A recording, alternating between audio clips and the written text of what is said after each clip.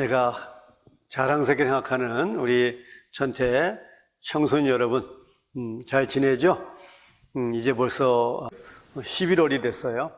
달력이 이제 딱 2장 남았네요.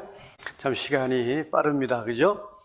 자, 이제 가을이 깊어가서 이제 낙엽도 지기 시작을 하고, 남녘에는 이제 단풍이 절정에 이르고 있습니다. 이미 북쪽에는 설악산 같은 이런 그 산에는 이미 단풍이 벌써 철이 지났다고 합니다. 자, 시간이 이렇게 흘러가듯이 우리의 어떤 인생이라면 너무하지만 우리의 삶도 그렇게 시간과 함께 가기 때문에 우리 청소년 시기가 매우 중요합니다. 꼭 청소년 시기를 보람되게 지낼 수 있도록 노력해 주시길 바라고요. 이번 달 우리 친구들한테 제가 들려드릴 부처님 말씀은 법화경 500제자 수기품에 나오는 옷 속의 구슬의 비유예요. 우리가 의주라고 합니다. 옷의자 구슬자 써서 옷 속의 구슬이란 뜻은 비유입니다. 자, 이 의주를 간단하게 살펴보면 그렇죠. 어느 가난한 친구가 있었습니다. 너무 가난해서 가진 것이 없어서 이 집 저 집 다니면서 구걸을 해서 근근하게 먹고 사는 가난한 친구였습니다. 이제 밥을 얻어먹는 것도 어렵고 구걸하는 것도 힘들어서 어느 날 이 친구는 자기의 친한 친구인 부자 친구를 찾아갑니다. 찾아가서 도움을 요청하게 되죠. 자, 가난한 친구가 찾아왔을 때 부자 친구는 너무 반갑습니다. 그래서 그 가난한 친구를 집 안으로 데리고 들어가서 그야말로 진수성찬으로 융숭하게 대접을 합니다. 물론 술도 한 잔 곁들였을 것이고요. 그래서 이 친구는 너무나 맛난 음식에 또 오래간만에 먹어보는 술을 먹고 그만 술에 취해서 골아떨어져 잠이 들게 되죠. 이 가난한 친구가 술에 취해 골아떨어져 잠든 사이에 이 부자 친구가 갑자기 관청의 볼일을 보기 위해서 집을 나가게 되었어요. 관청이 일이기 때문에 안 나갈 수도 없고, 그렇다고 잠자는 친구를 깨워보낼 수도 없고, 또 가난한 친구가 자기를 찾아온 이유는 너무 가난해서 나에게 도움을 받으러 온 거라고 생각을 하고, 잠자는 가난한 친구에게 친구 모르게 옷 속에다가 법화경에 보면 무가보주라고 되어 있어요. 값을 매길 수 없는 보배란 뜻입니다. 요즘 말로 말하면 백지수표를 한 장 사인해 넣어준 거겠죠. 그렇게 값진 보물을 옷 안섬에다가 잘 넣어주고 이 부자 친구는 관청 볼일을 보기 위해서 나갑니다. 가난한 친구가 한참 잠을 자다 깨보니까 부자 친구가 없는 거예요. 물론 거기에는 그렇게 나와 있지 않지만 아마 그런 생각이 들었겠죠. 이 부자 친구가 내가 가난하다고 나에게 술을 먹여놓고 집을 나갔구나 이렇게 생각할 수도 있을 것이고요. 어쨌든 간에 가난한 친구는 자기가 잠든 사이에 부자 친구가 값진 보물을 무가보주를 옷 안섬에 넣어줬다는 사실을 알지 못한 채 그 집을 나오게 됩니다. 그럼 어떻게 됐을까요? 자기가 지금까지 그래왔듯이 배가 고프면 또 구걸을 하고요. 또 그렇게 가난하게 살게 되는 거죠. 옷 속에다가 무가보주라고 하는 그야말로 값진 보물을 간직한 채로 그걸 사실을 알지 못하기 때문에 구걸을 하고 가난하게 살게 되는 거죠. 그러다가 시간이 한참 지나서 몇 년 지났는지 몇 개월 지났는지는 알 수 없으나 한참 시간이 지난 후에 우연하게 가난한 친구가 부자 친구가 만나게 됩니다. 그러면 부자 친구는 가난한 친구를 보고 이해가 됐을까요? 이해가 안 되죠. 왜?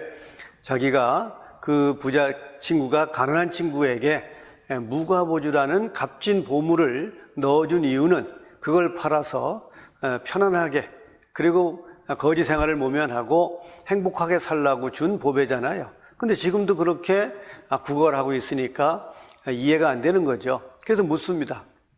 자네는 내가 준 보배는 어떻게 하고 그렇게 지금까지 가난하게 살고 있느냐라고 묻습니다. 그러자 가난한 친구는 또 반문하죠. 나에게는 무가보주가 없다. 누가 나에게 무가보주를 줬단 말이냐.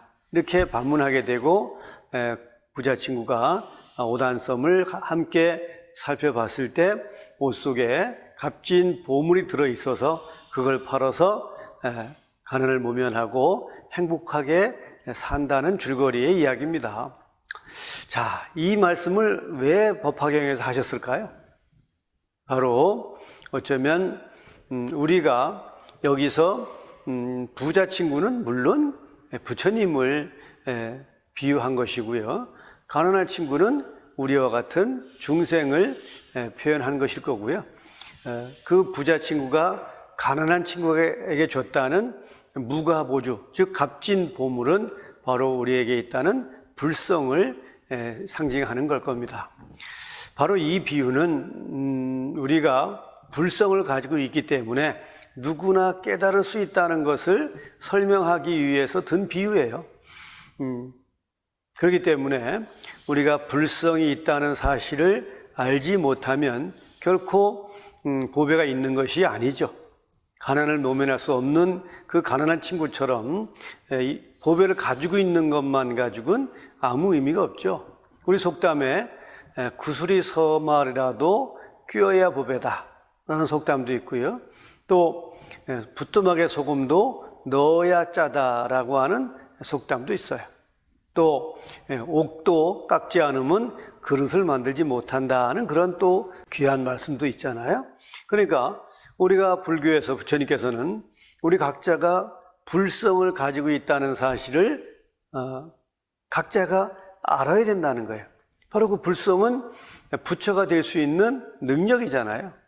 그런데 그걸 우리가 알지 못하는 겁니다. 우리가 마치 가난한 친구가 옷 속에 무가보주가 있다는 사실을 모르기 때문에 가난하게 사는 것처럼 바로 우리가 불성을 알지 못하기 때문에 각자에게 불성이 있다는 것을 알지 못하기 때문에 중생에서 벗어나지 못한다는 겁니다. 그런데 여기서 우리가 중요한 사실 하나가 있죠. 옷 속의 보배를 밖으로 꺼내는 노력, 또 그것을 활용해야만 가난에서 벗어날 수 있는 것처럼 우리가 불성은 그대로 두면 스스로 부처가 되는 것이 아니라 우리가 부처 되려는 노력을 해야 된다는 것을 전제하는 거죠. 물론 법화경에서는 성불을 얘기하지만 성불은 멀고도 먼 길이니까 이 마음속에 있는 불성, 즉 옷 속에 보배가 우리에게 현실적으로 필요한 것은 뭘까요? 우리가 항상 우리는 기도할 때 꼭 축원을 합니다. 축원하면 꼭 이루어지게 해 주십시오 이렇게 축원하잖아요. 바로 내가 원하는 것을 스스로 이룰 수 있는 능력이에요. 바로 이것을 우리는 불성이라고 볼 수 있고요. 이 옷 속에 보물과 같은 의미라고 볼 수 있을 겁니다. 그러니까 우리는 이 옷 속의 구슬의 비유를 보고 어떤 결심을 해야 돼요? 나는 내가 스스로 축원하고 내가 스스로 노력하면 반드시 이룰 수 있다는 믿음을 갖는 것이죠. 그게 무엇든 간에 공부 잘하게 하는 것도 건강하게 하는 것도 내가 원하는 모든 것을 스스로 이룰 수 있는 그러한 마음입니다. 바로 이것을 우리는 불성이라고 표현할 수 있을 것이고요.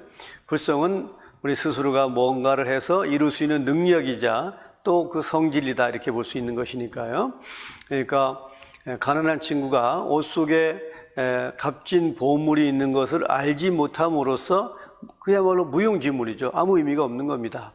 그래서 부자 친구를 통해서 그 사실을 알고 나서 가난에서 순간 벗어날 수 있는 것처럼 제가 오늘 친구들한테 바로 이 무가보주의 비유를 통해서 옷 속의 구슬의 비유를 통해서 우리 친구들에게는 우리 청소년 시기에 됐던 또 어떤 시기에 됐던 각자의 마음 속에는 내가 반드시 뭔가를 이룰 수 있는 스스로의 능력이 있다는 것을 알자는 겁니다. 바로 부처님께서는 그것을 우리에게 가르쳐 주시기 위해서 오셨고요. 또한 법화경 설법도 그러한 목적에서 하신 것이죠. 그러니까 우리가 마음속에 보배, 즉 불성이라는 것을 확실하게 믿고 내가 용기를 내서 스스로 노력하는 거죠. 아까 제가 속담, 부뚜막에 소금도 넣어야 짜다는 속담을 제가 소개를 했어요. 부뚜막에 소금이 넣여 있으면 뭐해요? 국맛을 짜게 할 수는 없는 거죠. 그 소금을 일정 부분 넣어야만 국맛을 짜게 만들 수 있는 것처럼 우리가 불성은 가지고 있는 것은 확실합니다. 우리 스스로가 가지고 있는 거죠. 그걸 스스로 가지고 있다는 사실을 알고 그걸 밖으로 꺼낼 수 있는 노력, 이것을 불교에서는 정진이라고 그러죠. 정진. 바로 우리는 정진을 통해서 마음속의 불성이 그 능력을 마음껏 발휘할 수 있는 그런 환경을 만들고 또 그러한 노력의 결과를 우리가 소원 성취라고 하는 결과로 만들어낼 수 있는 것이고요. 그것이 꾸준히 정진이 이어졌을 때 바로 우리는 성불이라고 하는 그 목적지에 이르러 갈 수 있다 하는 비유가, 그 가르침이 어쩌면 옷 속의 구슬의 비유의 대의라고 생각을 할 겁니다. 우리 청소년 시기에 어쩌면 우리가 용기, 호연지기라고 그러잖아요. 우리가 어떤 청소년 시기만이 가질 수 있는 것은 아니지만 우리는 한 순간순간마다 우리 스스로 자신을 믿는 거죠. 그리고 용기를 내는 것이고요. 그 용기가 결국은 정진으로 이어지고 정진은 반드시 좋은 결과를 약속할 수 있다라고 제가 분명히 설명드리고 싶고요.